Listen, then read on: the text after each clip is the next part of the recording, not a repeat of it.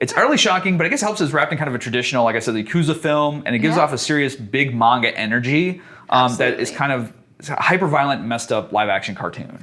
I mean... Jesse actually told me before I watched it, and I'm super glad that you did, so I'm going to relay this message to you guys.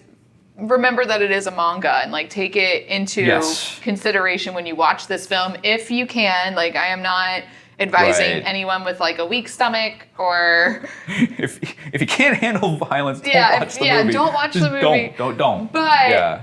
if you can, and if you sort of enjoy like the shocking horror... If you enjoy horror movies, if you enjoy stuff like Hostel, Saw, whatever, you might be okay with this. Absolutely.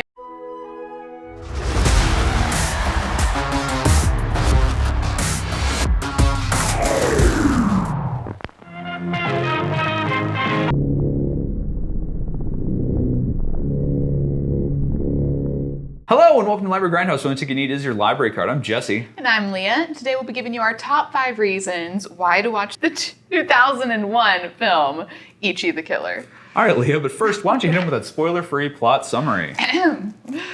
When a mob boss goes missing, a crew of gruesome mob hitmen who find joy in torturing try to find him. However, they stumble upon Ichi, a sadistic killer/assassin like no one has ever seen before. Nice. All right, Leah, what's number 5 on your list of reasons to watch this film? Okay, so my number 5 reason was for the first 15 or 20 minutes or so, I thought that someone else was Ichi the Killer. This movie does this thing where... I mean, on the box. Yeah, on the box. I just immediately saw Kakahara. I don't know how to pronounce his name. I'm just going to call him the Pierce guy. Kakahara, yeah. But you see the Pierce guy, so I just immediately was like, oh, that's Ichi the Killer, okay. So you see him, and they keep calling him a different name, and I'm like, oh, so he's gonna like do something, and Ichi must be like a mob boss is like big, like, you know, you are Ichi or something. Nope. No. Completely just, sidetracked me. But it was neat, because as soon as you realize it, you're just like, whoa, okay, misdirection, gotcha. Well, Ichi, I think, doesn't mean one. I think so. And that's why he's got the 1 on his back, so he's Ichi, and like think so. He's just 1 up from 0, like 1 up from nothing. I mean, so. But So anyways, but it's misleading. It's interesting. But it was neat. Like I haven't had that really happen to me before. Yeah. So anyway. Cool. Yeah. I'm glad it worked for you. Because it could have made you very mad. It didn't make me very mad at all. If anything, I was just like, oh, okay. I'm so mad. This isn't him. Like, what movie am I watching? Well, it made me be like, okay, so if this guy is super interesting to me, and he's not even the like hero or the namesake of the movie, what is the namesake gonna be like? Right. So yeah. All right, cool. What's your number 5, Jesse? My number 5. I love the Run Lola Run inspired opening with the kinetic music and the quick cuts.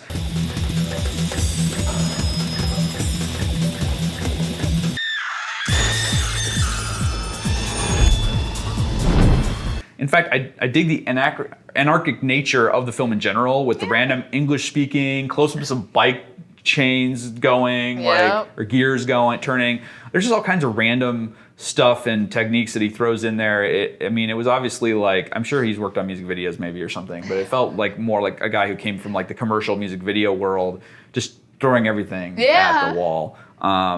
Which wasn't very new at all in 2001, but maybe in Japanese cinema, but it was wild and I liked it. I was there for it. All right, Leah, what's your number 4? Number 4, Buffman. Oh, yeah. So they call him by multiple names. They call him Old Man. They call him the Chinese Man. They call him, I don't even know if you really find out his real name. Yeah, no. I didn't catch it. Right. But there is a part in the scene where, he's kind of hunched over. He's been wearing this like green bomber jacket that's really long. And then he takes it off and you find out he goes to the gym daily.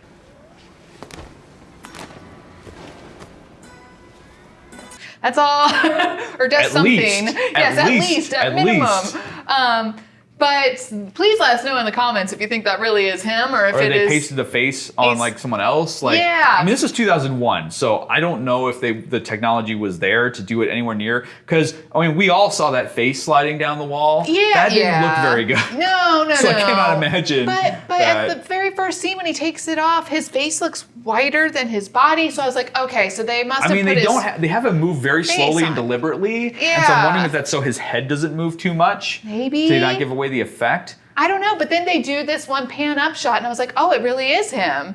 But maybe they did some sort of trickery, some sort of, I don't know. But you think I would have put on my librarian hat, as I'd be wont to do as part of my occupation, to then see if this actual actor was like a bodybuilder. That's true. Or something, we like could have known done for their that. physique, like they were Mr. Japan or whatever. I in didn't the Olympia do competition, that. Mr. Olympia competition or something. Yeah. You know, like, yeah. Stephen Probably should have, Arnold. but no, but then towards the end, you see him again in his bomber jacket, and I was like, there's no way, because that bomber jacket looks so thin in that, but we all know that clothing and material can do amazing things. But like if he was a bodybuilder, I mean, he knows how to move his body. I mean, not necessarily like a ballerina, but you have to be able to like turn your body and stuff to get those muscles the way they need to look. And so being able to do all that, you could carry yourself in ways that would make you look like if you're wearing baggy enough clothes, that you're a whole lot less than you are. And also he could have just had a pump on, like done a few push-ups and all of that stuff, warmed up, get the blood flowing before they shot that ripped scene. But I guess, but he's huge. He is huge. I was not expecting that. It was one of those things where I was laughing, but I was like, should I really be laughing at this? Yes, like, I think it's supposed to be funny because you're... But at the same time, it just came out of nowhere. It came out of left field. Like, I was just, what? Because he's like in the mankini thing going on. Like, it's hilarious. It's hilarious. And the whole thing is like, oh, the bad guy's in trouble now. Yeah. Because you're thinking, oh, he's done. He's done. Like, this because he has his little like gift bag. He's running around. He's all hunched over. I'm like, oh, he's getting destroyed. And then nope, he puts it off. He's got the mankini and the ripped, and it's so funny. It's hysterical. It's so funny. It is hysterical. What's your number 4, Jesse? All right, my number 4, heel blade. So cool, yet so impractical, yet so impossible. I'm just really glad it's there because it's just wild. I mean, his whole uniform is so crazy. That is true. And where did it come from? Like, what made him decide to be like, I'm going to make this uniform? I don't know if he did. I feel like he was found and was like, it sounds like he was brainwashed and that they gave him this thing to put on because it looks like it would like, you'd literally be able to just take a hose to it. Yeah. And hose off any viscera and blood from your exploits. And maybe the fact that his name is like a number is that he's literally just a tool or pawn of whoever these guys are. Because you don't know if are they government agents? Are they spies? Yeah, are they just out for revenge? Are they another gang? They leave it pretty open. But he is the most messed up costumed hero ever. Like, it is just like, wow. And I mean, I haven't seen like James Gunn's Super and like some other things that go kind of hyper violent and crazy with the superhero genre. Or The Boys. I haven't watched that yet. I saw The Boys. The Boys is pretty good. But like, there's just messed up. Yeah. In 2001, there's nothing like this. I mean, we basically had X-Men. Yeah, that's true. And Blade were the only recent good, halfway good. X-Men is a little rough, but it was popular. But at that point, that was it for superheroes. So this was like interesting. I do find it funny that you were talking to me. You were trying to find out the logistics of the heel blade. You were like, does it go around? Yeah, is it like... Does it go straight forward? And I was like, I think he has lifts. And I was rewatching one of the last scenes. Lift doesn't matter. And I was like, the heel of his foot is about that thick. So I was like, I wonder if the heel of the foot where your foot isn't just has the blade. Because it's too high up on the shoe. But the blade really isn't that thick. No, it's down at the bottom. It's on the heel, from what I thought. We'll have to check. We'll have to double check because I did thought that I was like, it looks like a lift. It seemed like it was where his foot is. Not, I mean, it could be the lift. It'd have to be like Pee Wee Herman aquarium in the bottom of the platform shoes. And then I thought that the blade was going to be longer. Like, for everything that he's doing, like, the blade should be, I mean, it can go through. But this thing's a giant, violent Looney Tune. It is. It is. So, like, it's one of those things where on that level, it's like, this isn't supposed to be like, this is how it would really be, you know, gritty, it's realistic. Not supposed to be authentic. It's not a gritty, realistic Christopher Nolan, you know, comic book manga adaptation. No, it's like Bugs Bunny and stuff if it was like, crazy violent. Do you like the Animaniacs? Or like, mixed with violence, mixed with more like Itchy and Scratchy Simpsons, but like super R-rated. Yes. Yeah. There you go. That was a good one. Leah, what's your number 3? My number 3 is Pierce Guy's lip ring removal. You know it's gonna happen. Like you know it's gonna happen from the very first scene when he's smoking a cigarette. and he's got these cuts on his mouth. Isn't that and great? Smoke blows through the sides. So you're like, okay. I mean, that's wonderful. It was. But so like from the first 2 minutes of the film, you're just waiting for it to happen. Like you're waiting for him to remove these lip rings and then to see like this whole like venom type mouth thing. And when it happens, it does not disappoint. Man. There's still some logistics where I was like, how? It doesn't work like that. It doesn't, but it's still, you just have to go with it. Like I'm not going to be mad. Again, it's not Christopher Nolan. Yeah. We are in cartoon territory. Buckle in your seatbelt and just watch. Like, don't try to think about things too much. It works.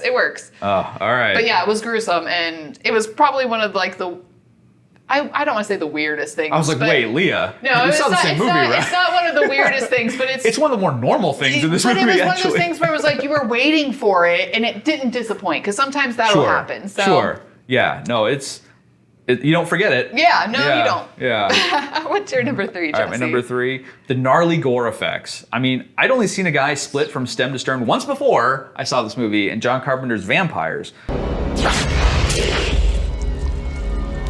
When I saw this movie almost 20 years ago. So that's something. Kingsman made it mainstream. Yes. In 2015. So it still has lost a little shock value. I think we've all seen the guy getting cut from the top of his head down before and split apart. We've all seen it. We've all seen it, you know. When I saw this movie, it shocked the heck out of me. Yeah. But now I'm just jaded and I've seen too much. Well, also, Ichi's movements are like super fast. And you're just like, how? I just love how he throws his foot like over his head and just boom. And just like. But it's wild. It's weird because you see all these people like doing everything with these hands. He just moves his leg, and it's like, okay. Yeah. Done. Right. And I appreciate that it's like, he goes in like screaming, and you hear stuff, and you see like the aftermath, and it's like. How? Yeah. How? The heel blade's like 2 inches. Yeah, exactly. And there's like intestines on the wall. And like, what in the world? How did you do all that? Like, it's not like I wanted to see it, but I'm just logistically like, that's what I mean. It's one of those, you just can't think overly. No. You can't think too hard about this. You just kind of have to just roll with it. Pretty much. Yep. Yeah. All right, Leah, what's your number 2? My number 2 is that this was like a Japanese horror soap opera to me. It worked. It did work. But there were so many just like plot things where I was like, who is that? Why are you here? What is going on? What? And that's when, just like I've been saying, I just had to stop and be like, just go with it. Just go with it. Yeah. But even like the ending kind of confused me. Yes. But you just make your own little interpretation and... It's not worth dwelling on. Yeah. It's just one of those things where some things you just gotta let wash over you. It's not a supremely well crafted and structured film. No, but I mean, there's like long lost brothers. There's missing mob bosses who just don't get talked about after the first, like, fathers who got kicked out of the force for losing their gun and then turned to the Yakuza and become instantly, like, loyal to death, like, because of it. With his son, who is just kind of there and making his own way, and then like this random. But there's all these people like they're intermingling and like. That's what I mean. Then like this random guy who like is taking care of Ichi, but is he really? And somehow he hypnotizes things and like what? Like it literally. But what's his end game? Like is he the bad guy of this movie? That's what I mean. At first I was like, maybe he's the mob boss and he had like plastic surgery. Like I went so far down like soap opera type. I mean, are they government or is it just like did the gangs wrong them or is it? I literally are they from China and these are triad? He's part of a triad and they're trying to get rid of the Japanese gangs and have the triads move in. I'm just like I was trying to because with like Yakuza movies and things like that, it's usually like Yakuza versus triads versus whatever. And I think this was. I was trying to figure out how that fit in. Yeah,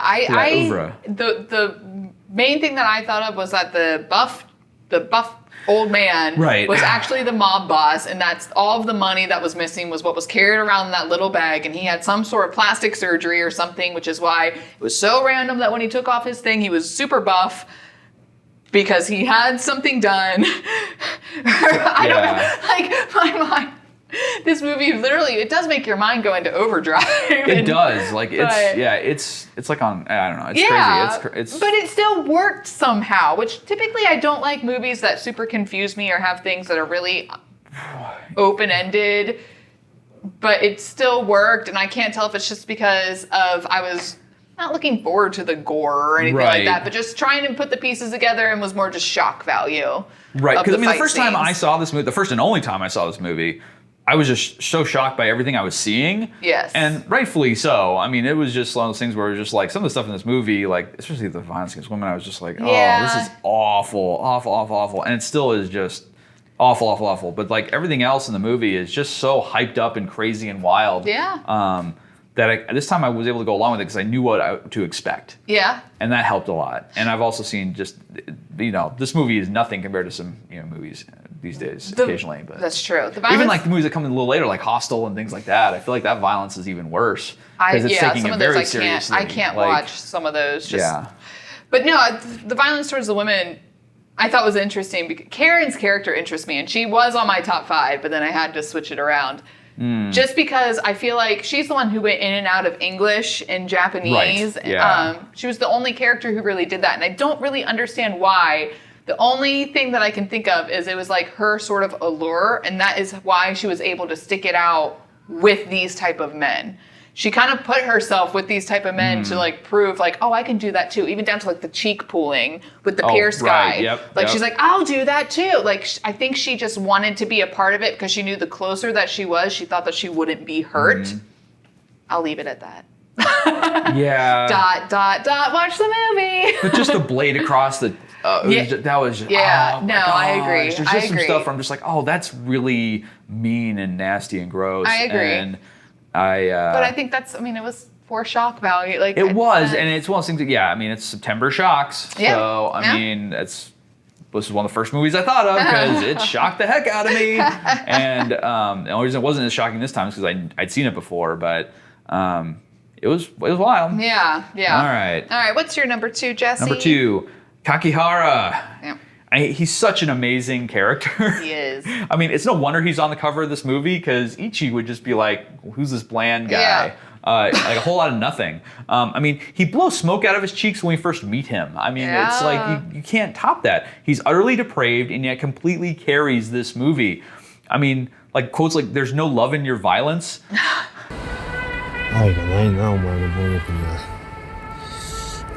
As he's about to take his piercings off, I mean, it's just awesome.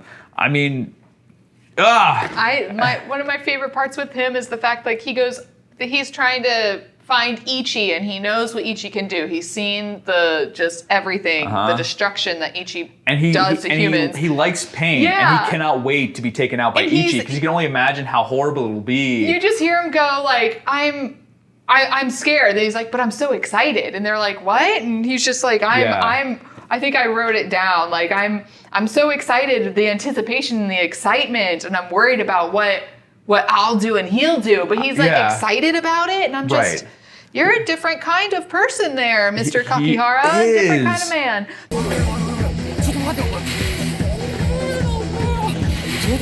But he has some flair. His outfits are... Oh my gosh. I mean... He's just magnetic. I mean, and I love the disappointment when Ichi threatens to defy his expectations. Yeah.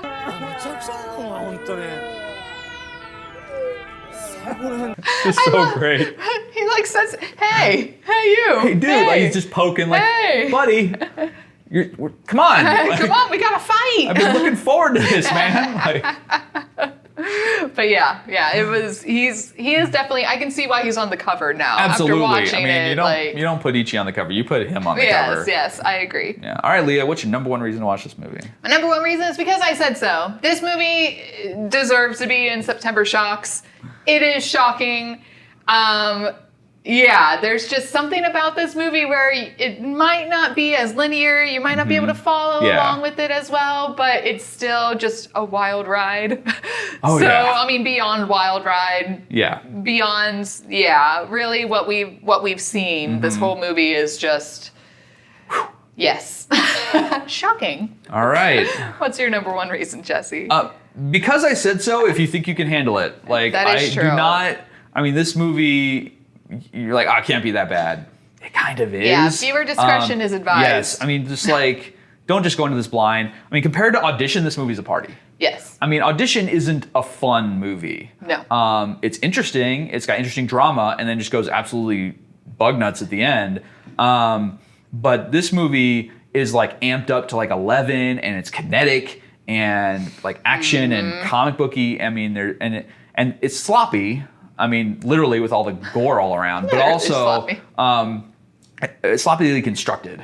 And so it's one of those things where it holds together mainly just because of characters like Kakihara and like the muscle dude and like just all these people. And it's so interesting. And it kind of reminds me of like gangster movies and like not Oceans really, but like just the way people interplay and like people playing off one another and like betrayals and you know. It does kind of have an ocean-y feel.